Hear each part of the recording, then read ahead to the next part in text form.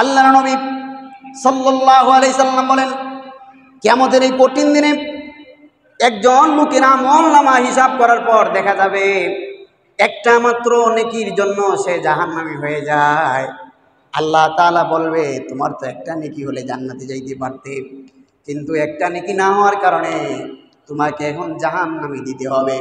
ওই লোক আল্লাহর কাছে আরজ করবে, প্রভু হে, আমার দুনিয়াতে অনেক আত্মীয় স্বজন ছিল, আপনি যদি আমাকে একটু সুযোগ দেন তাহলে আমি তাদের কাছ থেকে একটা নেকি সংগ্রহ করতে পারি কিনা একটু চেষ্টা করব। আল্লাহ তাআলা ওই বিপদগ্রস্ত এক নেকি হইলেই জান্নাতে যাইতে পারে ওই বাবাকে একটু সুযোগ দিবেন। তাফসীরের কিতাবের মধ্যে লেখা হয়, লোকটা তার স্বজনদের খুঁজে হাসরের মাঠে দৌড়াইতে থাকবে। দৌড়াইতে দৌড়াইতে প্রথমই তার সন্তানের সাথে সাক্ষাৎ হবে। ওই পিতা তার সন্তানকে বলবে, বাবা তুমি তো আমার ছেলে, তুমি আমার কলিজার টুকরা, তোমার জন্য আমার শরীরের রক্তকে পানি বানিয়ে আমি তোমাকে সুখে রাখার চেষ্টা করেছিলাম, আমি তোমাকে শান্তিতে রাখার চেষ্টা করেছিলাম, আমি তোমাকে ভালো মানুষ বানিয়েছি, আমি তোমাকে ভালো রাখার অনেক চেষ্টা করেছি। আজকে এই কঠিন দিনে একটা নেকির জন্য আমি জাহান্নামে চলে যাই। হে আমার কলিজার টুকরা ছেলে, তুমি আমাকে একটা নেকি দিয়ে সহযোগিতা করো। সন্তান জবাবে বলবে, শোনো শোনো, দুনিয়ার জমিনে আমার পিতা ছিল সত্য, আমি একজন মানুষের উরুস থেকে জন্ম হয়েছিলাম, কথা সত্য, তবে তুমি কে, তোমাকে আমি চিনি না। নাউজুবিল্লাহ। সন্তান কেমন কঠিন মুহূর্ত হলে আপনার উরুসের সন্তান বলতে পারে যে আমি তোমাকে চিনি না, অবশ্যই আমি একজন পিতার ঘর থেকে জন্মগ্রহণ করেছিলাম, কিন্তু তুমি কে, তোমাকে আমি চিনি।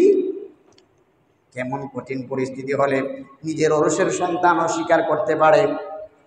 সন্তান যখন অস্বীকার করবে, ওই লোক দৌড়ায় তার বাবার কাছে যাবে, গিয়ে বলবে, বাবা আমি তো তোমার কলিজার টুকরা সন্তান, বাবা আজকে এই কঠিন ময়দানে আমাকে লালন পালন করার জন্য, আমাকে বড় করার জন্য, সমাজে প্রতিষ্ঠিত করার জন্য তুমি কতই না মেহনত করেছো বাবা, আজকে এই কঠিন দিনে একটা মাত্র নেকির টানে আমি জান্নাতে যাইতে পারি না, বাবা আপনি আমাকে একটু সহযোগিতা করে একটা নেকি দিলে আমি জান্নাতে যাইতে পারি।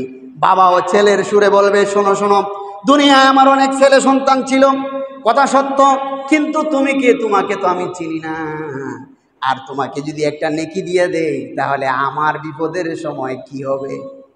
নাউজুবিল্লাহ বলবেন না। এইভাবে সবাই স্ত্রীর কাছে যাবে, স্ত্রী অস্বীকার করবে, বলবে, হ্যাঁ দুনিয়াতে আমার একজন স্বামী ছিল, আমরা মিলে মহব্বতে ভালোবাসায় সময় কাটিয়েছি, কিন্তু তুমি কে, তোমাকে তো চিনি না।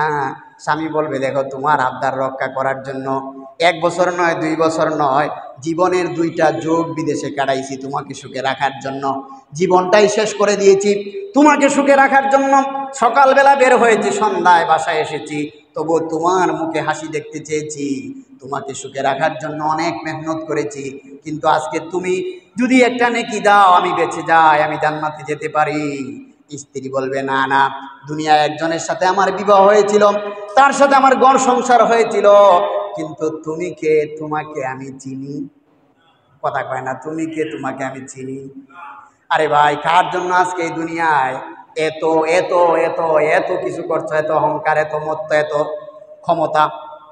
আমার প্রাণের বন্ধুগণ, এই জন্য আসুন আল্লাহ তাআলার ওই দিনের ভয় অন্তরে ঢুকানোর দরকার আছে না নাই?